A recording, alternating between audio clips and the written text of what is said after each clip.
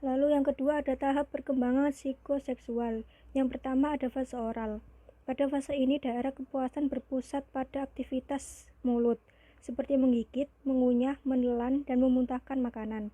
Kepuasan berlebihan pada fase oral akan membentuk oral incorporation personality pada masa dewasa, yaitu orang menjadi senang mengumpulkan pengetahuan atau mengumpulkan harta benda, atau gampang percaya perkataan orang lain.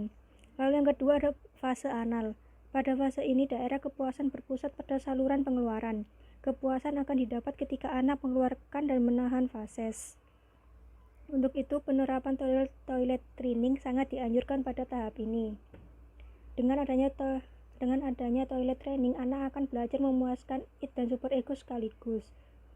Lalu yang ketiga ada fase palik. Pada fase ini daerah kepuasan berpusat pada alat kelamin. Perkembangan terpenting pada masa ini adalah timbulnya Oedipus kompleks. Lalu yang keempat ada fase laten. Pada fase ini terjadi penurunan impuls-impuls seksual. Penurunan impuls seksual ini disebabkan karena tidak adanya daerah kenikmatan yang baru. Yang kelima ada fase genital. Pada fase ini terjadi kematangan seksual, di mana sistem endokrin mulai memproduksi hormon-hormon yang memicu pertumbuhan tanda-tanda seksual sekunder dan pertumbuhan tanda seksual primer. Selanjutnya ada mekanisme pertahanan ego.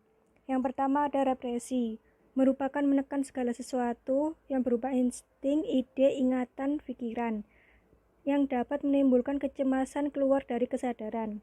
Yang kedua ada pengingkaran, merupakan menolak kenyataan atau menolak stimulus yang tidak menyenangkan dengan menghilangkan atau mengganti persepsi dengan fantasi atau halusinasi. Yang ketiga ada proyeksi, yakni mengatribusikan kepada orang lain pikiran atau perasaannya sendiri.